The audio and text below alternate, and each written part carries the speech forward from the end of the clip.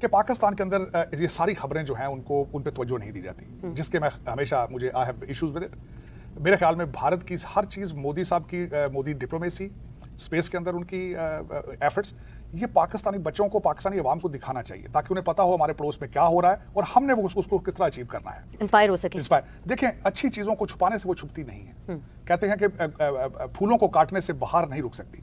तो मेरे ख्याल में बजाय इस चीज़ का कि आप इन चीज़ों को छुपाएं, बताएं ना उनको।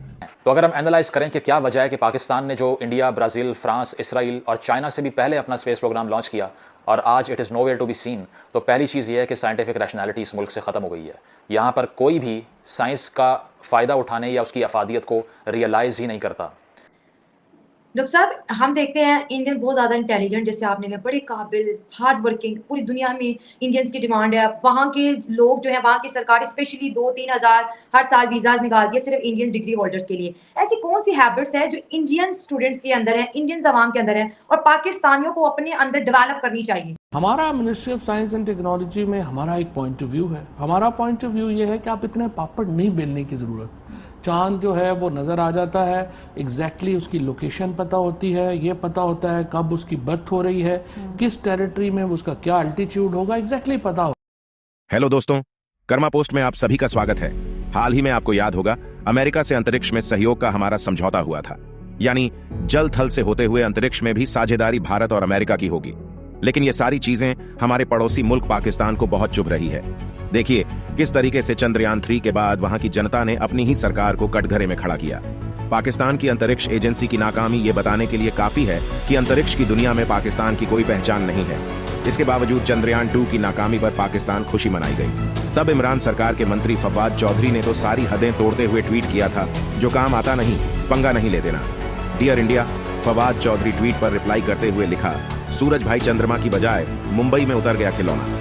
हालांकि इसके बाद फवाद चौधरी की पाकिस्तान के लोगों ने जमकर खिंचाई की थी, क्योंकि पाकिस्तान की जनता अपने नेताओं के इन पैतरों से तंग आ चुकी है। यह बात सुनकर किसी को भी हंसी आ सकती है, क्योंकि सब जानते हैं कि पाकिस्तान ने एटम बम कैसे बनाया। लेकिन भारत का पाकिस्तान से कोई मुकाबला नहीं है। पहले ही प्रयास में मंगल पर पहुंचकर दुनिया का भरोसा जीत चुका है। अंतरिक्ष विज्ञान के मामले में भारत दुनिया के आधुनिक देशों में शुमार है।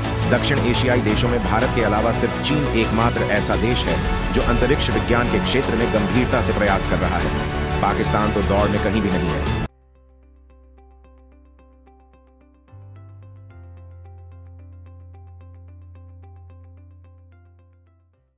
ये भारत का तीसरा सैटेलाइट है। पहला जो सैटेलाइट उन्होंने भेजा था उसमें उन्होंने इंकशाफ किया था कि चांद के ऊपर पानी मौजूद है। दूसरा उनका सैटेलाइट का तजर्बा ठीक नहीं रहा था। तीसरा जो है ये तजर्बा उनका फिर कामयाब रहा है। वो साउथ वाली साइड पे इसको उतारना चाहते हैं जहाँ सरफेस इतनी हमवार नहीं है वहाँ पे, और वहाँ पे टेम्परेचर जो है बहुत लो है क्योंकि वहाँ पे रोशनी नहीं है उस एरिया के अंदर।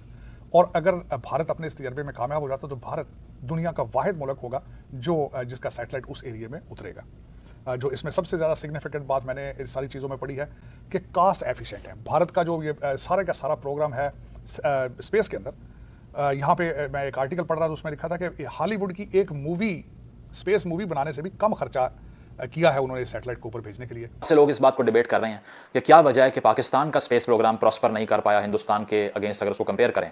हालांकि आपकी इतला के लिए पाकिस्तान का स्पेस प्रोग्राम हिंदुस्तान से पहले लॉन्च हुआ था।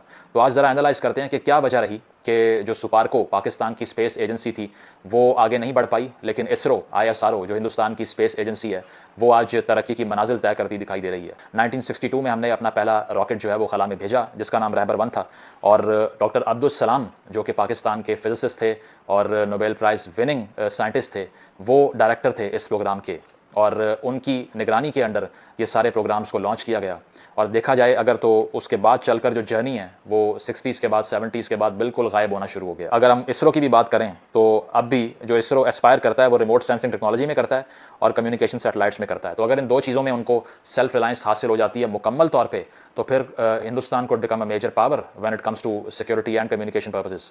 और पाकिस्तान को अब भी अपनी हर सैटेलाइट कम्युनिकेशन के लिए, अपने हर जो है इस किस्म के मिशन के लिए जिसमें सैटेलाइट की सर्विसेज दरकार हैं, उसमें फॉरेन पावर्स पर रिलाई करना पड़ता है। बच्चों को स्कूल में जो पढ़ाया जा रहा है ना वो साइंस है, ठीक है, और इसके अलावा जो मुआशरे के अंदर सुपरस्टिशियस एटीट्यूड्स की प्रेवलेंस है, जो हर चीज़ के अंदर दकियानूसी ख्यालात को आप मिक्स कर देते हैं साइंस से, उससे होता यह है कि स्टेट लेवल के ऊपर साइंस का भी मजाक उड़ता है, ठीक है, टेक्नोलॉजी की एडवांसमेंट की कोई बात नहीं करता, मॉडर्नाइज नहीं करता सिस्टम को, और ये सिर्फ और सिर्फ इसलिए कि रैशनैलिटी और मंतक की रिस्पेक्ट नहीं है। एक ऐसा मुल्क है जो मैथ्स लेवल के ऊपर साइंस का, लॉजिक का, मैथमेटिक्स का, रैशनैलिटी का मजाक उड़ाता है। एक ऐसा मुल्क है जो ये कहता है कि किसी भी थ्योरी को उनके सामने प्रेजेंट करें तो वो कहते हैं ये सिर्फ एक थ्योरी है, इस पर यकीन करना कोई इंपॉर्टेंट नहीं है। एक ऐसा मुल्क जो कि डॉगमास को, ऑर्थोडॉक्सी को और साइंस को अलहदा ही नहीं कर पाया। एक ऐसा मुल्क जिसने बच्चों की टेक्स्ट बुक्स के अंदर साइंटिफिक थ्योरीज को डिसप्रूव करके, उसको अमेलगमेट करके अपने फेथ के साथ प्रेजेंट किया और ये बताया कि नहीं, जो भी चीज़ आपकी आइडियोलॉजी से मुतसादिम है उसको ना पढ़ना है ना उस बारे में सोचना है। कोई एजुकेशन पे जोर ही नहीं है, इतनी वो ले आते हैं कि ये भी सीखें, ये भी कुरान और हदीस, और जिसका एक साइंटिस्ट के साथ बचाए कि वो उसमें रिसर्च करे, वो गोटा लगाने के अंदर उसकी तैयारियां हो जाती हैं। So you are spoiling the whole, क्या कहते हैं, जो होती है ना एक सोचने की आदत, उसको इन्होंने मजरूह कर दिया है। That's the problem. हम हुकूमत पे सब कुछ नहीं छोड़ते, हम अपने ऊपर भी कोई जिम्मेदारी लेंगे। ऐसी कौन सी हैबिट्स है जो आप कहते हैं कि हाँ मेरे पाकिस्तानियों, ये आप इंडिया से सीख लो, जैसे उनका भला हुआ है आपका भी हो जाएगा? किताब ही कोई नहीं पढ़ता यहाँ इंडिया में। मेरी किताबें हर जगह लोगों ने पढ़ी हैं, और साइन करवाने के लिए हर रोज मुझे जाना पड़ता है या वो आ जाते हैं। तो पाकिस्तान में तो मुझे याद है बस चंद ही लोग थे, वो भी आधे से ज्यादा मेरे दोस्त थे। तो वहां पे ना किताब खरीदने का रिवाज है, ना पढ़ने का रिवाज है। वही बुल्ले शाह वाली गल, तेनू इको लफ दरकार, इल्मो बस करियो यार, इल्मो बस करियो यार, कि बस मजहब का वो ओढ़ लो अपने आप जो है, और एवरीथिंग इज ऑल राइट। दुनिया तो एग्जिस्ट करती नहीं है, ये दुनिया हमारे लिए क्या है, हम तो जिहाद के लिए और एक पता नहीं क्या करने, तो उसी वो क्या कहते हैं, अपने आप को फ्रेब दे के तो गुजारा हो रहा है वहां पे। That's it.